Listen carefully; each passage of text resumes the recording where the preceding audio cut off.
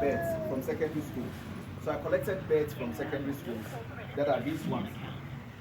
That were commissioned, and then the schools never came for them in Kumasi in 2016. So I took them and I brought them to Tamale, and we made this shelf out of it. And out of the shelf, we also went around the whole Tamale, and we collected cement papers from cement site that they were building, and then we used them as archives. So the ghost is not just as I was saying before, about the human beings, but it's also about the life and the memory that is left behind within the objects. So now we've made some of them into paper hats. You know when the masons are building, but that's the relationship of labor, because everyone that you see, imagine like the kayaks, imagine the amount of weight they carry on their head. Even some of them, there are some people doing research in Accra. Do you know that even the kayaks, some of them by the time they are 20 or 30, their spine is like a 100-year-old woman, because of the weight that they carry and how it deforms their body. So that's what I was talking about, that the idea that the art is about the relationship between us and the relationship between things. So the ghost, that's where the ghost comes in. The ghost becomes interesting. So it means that if we can look at the ghost in relation to these forms, it means that we can also look at the ghost. Okay. The ghost can also be in relation to the corn or any other thing. Because the corn, what we are doing now is that if the parliament any parliament, what you always see is that there are human beings who are in the parliament who are making decisions. But this time around, it's not human beings, it is corn. We've had situations where we've had other things in the space, like old train parts. We've even put an aeroplane inside the parliament. We've put trees, share trees. We've transplanted share trees into the parliament. We brought in like old archives. Even these cement papers, they exist within the context of the parliament. So that was the point of it, that the parliament of ghosts. So the idea is that the parliament is beginning to host other forms that we as human beings always have control over. But this time around, it's almost as if the corn are the parliamentarians. So they are having conversations among themselves. So even if we are not here in the parliament, it's almost as if within the emptiness and the void of the parliament, the quietness of it, there are forms that are having deliberations among themselves. And the parliament, because it takes this form now, it can inspire many different forms. You get it? It can inspire many different forms within the space. Many different forms can happen within it. So what is so significant about we then now bringing, let's say, the farmers, village folks, people, 3 years now, we've been building the space, or people experience it, because the space is not complete, but we use it as it is. Water will gather in it, we'll gather the water, we'll use the water to mix the cement to build the building. We will bring things here, we'll dismantle those things, we'll change them, blah blah blah. So those things are the ghosts that we are talking about. The ghost is not necessarily because it is something that is living, but it can also be something that is yet to be born. Sometimes you are so much looking ahead for something to happen, but because that thing hasn't happened yet, that thing is haunting you in the present so much before it even manifests in the future. So ghosts are not necessarily what the dead person that the soul is dwelling around, but it can also be the person that is yet to be what? Born. There is a movie called Interstellar. It's made by this famous American film, Christopher Nolan.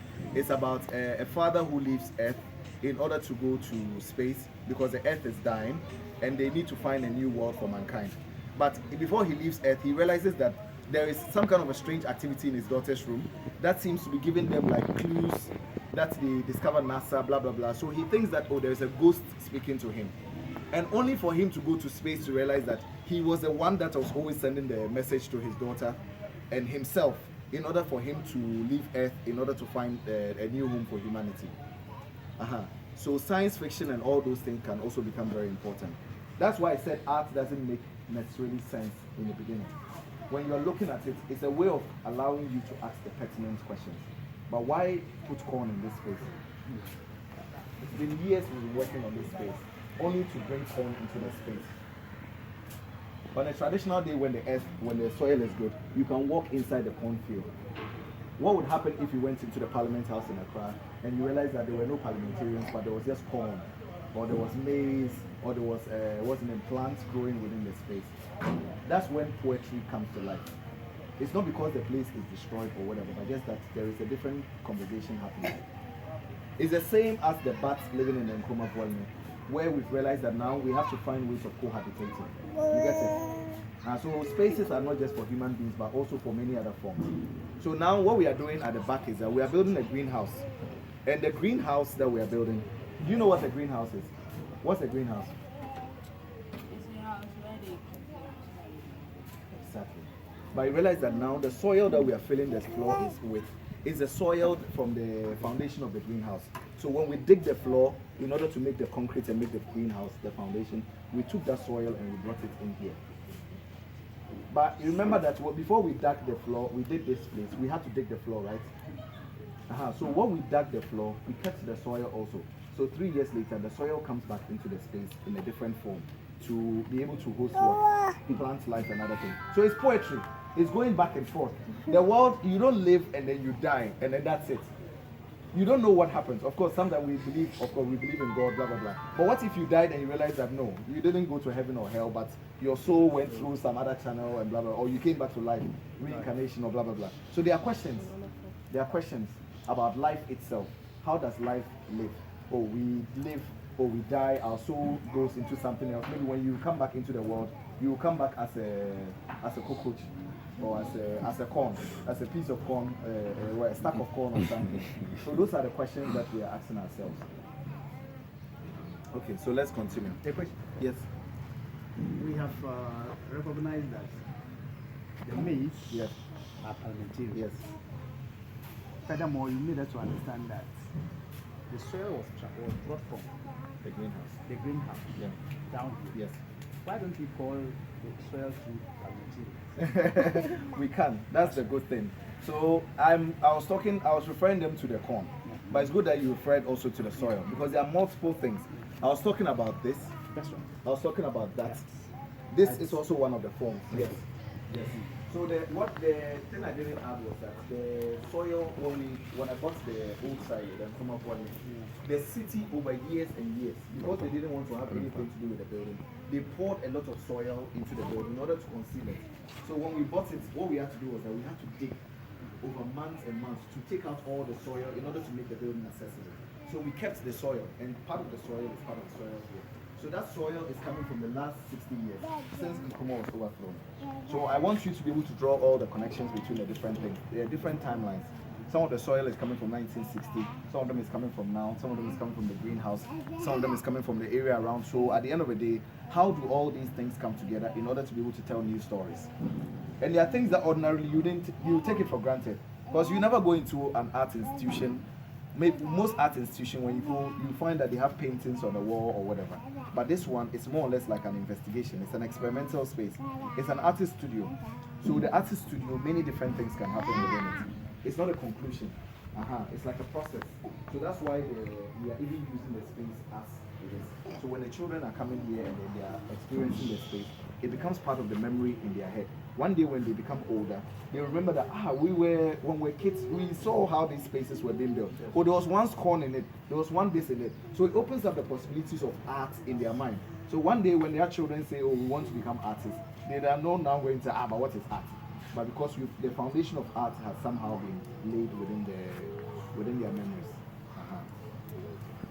So is it always going to be corn here or there be changes? Oh, there are changes. So far, this is like the 20th different thing that we've had here. So even at old satellites, see the big satellites. At one point, we built satellites here. We had trees. It was an entire forest. Blah, blah, blah. And also, what the parliament does is that because of the ridiculous nature of the projects that happen, it also teaches you, the artists, to think about different forms. Because through that, I became more conscious of the sacred groves. You know, they have these sacred groves around the city. When you go to the villages, because they cut the trees, there are areas where sometimes some of their old kings and chiefs were buried in, and they don't cut the trees in those areas. So those tree areas, I started negotiating with the villages in order to acquire those areas. So now we have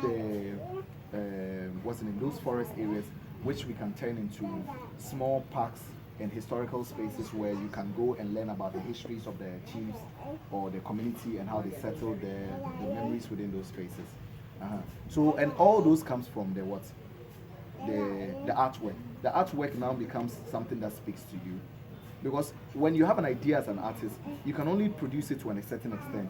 But with the manifestation, with all the different labor forms and everything that comes together, that one will begin to speak to you in a very different way. Let's go to the archive. There you see some historical pictures in the space. That